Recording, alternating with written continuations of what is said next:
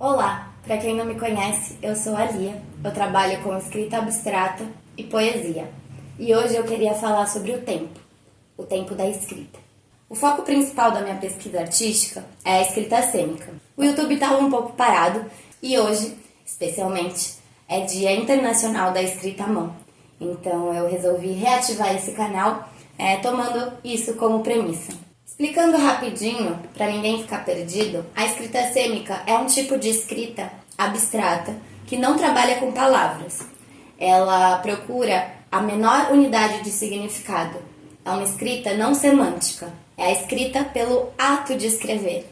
Eu gostaria de trazer um dos comentários que me chamou a atenção em alguns dos vídeos passados. O comentário é da Adri Stephanie.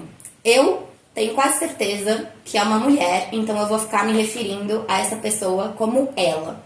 Se não for, me desculpe, já assumo o erro logo de cara. Ela escreveu o seguinte: adoro escrita, mas acabo não fazendo porque fico preocupada com a beleza, com o português. Acabo não despejando essa energia acumulada e fico frustrada. Eu queria dizer para a Adri Stephanie e para qualquer outra pessoa que precise escutar isso: o português não importa se está certo. A beleza é uma construção social que o ser humano inventou. Quando você for escrever, tenta pensar que é uma coisa para você, não é para o outro logo de cara. Ninguém precisa ver o que você escreveu. A escrita, por si só, ela é uma coisa assustadora. É como se a gente olhasse para o abismo e o abismo olhasse para a gente de volta. É tipo estar na beira do precipício. Tentar não se assustar tanto com as coisas que saem dali. Quando a gente escreve, a gente está tentando passar para o nosso consciente algo que ainda não está muito bem elaborado no nosso estado racional. Então a escrita, ela pode ser um mecanismo muito importante, assim como os sonhos, para a gente desvendar o que é que tem que está incomodando a gente. O que é que se passa na nossa cabeça que a gente ainda não consegue colocar em palavra concreta. E você só vai mostrar para o outro o que é essa concretude depois que você passar pelo estágio de análise do seu próprio texto. Tipo, você olhar aquilo, você consertar, você escolher o que você quer deixar em destaque. A escrita como um mecanismo de autoconhecimento, ela precisa ser articulada de uma forma desavergonhada, total, assim. Onde você pode expressar coisas que talvez nem mesmo você saiba que existam dentro da sua cabeça. E isso é assustador, não tem problema, isso assusta todo mundo. E para articular tudo isso com a questão do tempo, que eu tenho pensado muitíssimo desde o começo desse ano, eu resolvi trazer também uma outra reflexão de uma troca que eu tive com uma moça chamada Nicole, lá no meu Instagram. Ela é psicóloga e ela teve alguns insights quando ela conheceu minha pesquisa. E a Nicole postou nos stories dela uma coisa que eu achei muito parecida com a questão da Adri Stephanie.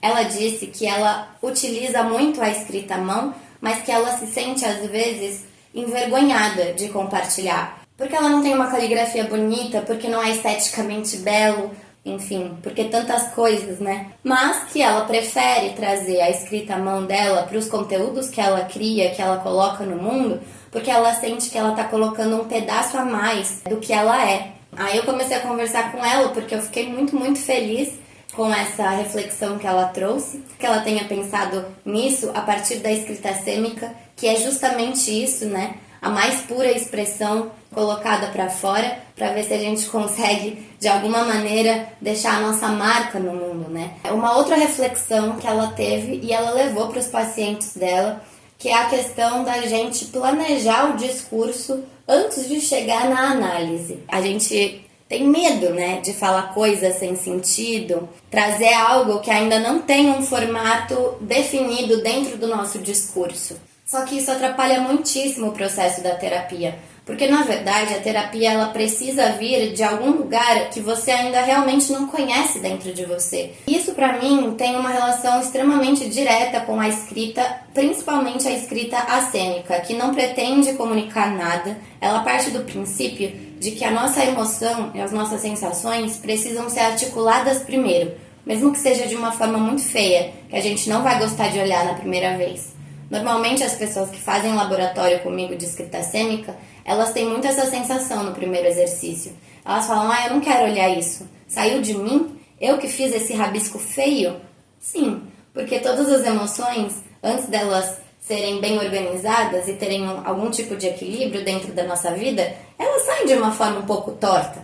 Até a gente entender realmente o que está acontecendo e como que a gente pode equilibrar todas essas forças pra gente não cair nessa coisa descontrolada e desequilibrada que afeta todo mundo, né? A gente não pode nem fingir que não afeta, principalmente nesse mundo caótico que a gente vive hoje em dia. Que a gente sempre espera, na verdade, que a gente vai escrever algo belo, mas isso só faz a gente ficar frustrado, porque quando as nossas emoções começam a nascer, quando elas começam a emergir e vir à tona, elas nunca estão organizadas o suficiente para que seja algo belo, porque o que é bonito para mim pode não ser bonito para Nicole, pode não ser bonito para a Stephanie, pode não ser bonito para minha mãe, para o meu pai, para os meus amigos, mas é algo bonito para mim. Então a construção de belo por si só já é uma coisa que colocam na nossa cabeça e já deixa a gente um pouco perdido. Só que quando a gente vai escrever ou começar a articular algum tipo de pensamento, já com essa intenção de que algo seja belo, a gente está colocando a nossa racionalidade acima da nossa capacidade de expressão, acima da nossa subjetividade. E isso é de um perigo tremendo, porque a gente sempre vai achar que a nossa cabeça racional, a nossa consciência, sabe mais do que as coisas que a gente ainda não sabe. Isso por si só é uma loucura, eu sei, mas enfim. É só depois que a gente articula tudo isso e vê essa forma feia que saiu na nossa frente, que a gente começa a dar o segundo passo, que é revisitar, reolhar, rever tudo que a gente fez e a partir daí colocar uma escolha estética do que a gente quer mostrar para o outro. A relação com o outro, ela tá sempre em segundo plano. Se a gente não trabalhar direito a primeira parte, que é a relação com nós mesmos, é a descoberta do que existe por dentro da gente, que talvez a gente não goste de ver, mas que é muito importante que a gente veja, para só depois passar para o outro. A escrita, ela demanda um tempo, até porque eu também não sei o quanto que funciona a gente escrever um texto totalmente vomitado, né, num papel e logo depois ler, e logo depois arrumar, e logo depois tudo. Eu sinto que ele precisa de um tempo de decantar as coisas, sabe? Eu acho que o tempo ele tá muito interligado com quase tudo o que a gente faz, mas a gente vive numa sociedade completamente frenética que não dá tempo da gente pensar em nada. E as coisas precisam ser feitas sempre muito na pressa, sem olhar muito para aquilo, sabe? Você precisa logo compartilhar alguma coisa, porque senão o assunto vai ser outro, porque senão tudo vai mudar. E eu não sei, mas eu acho que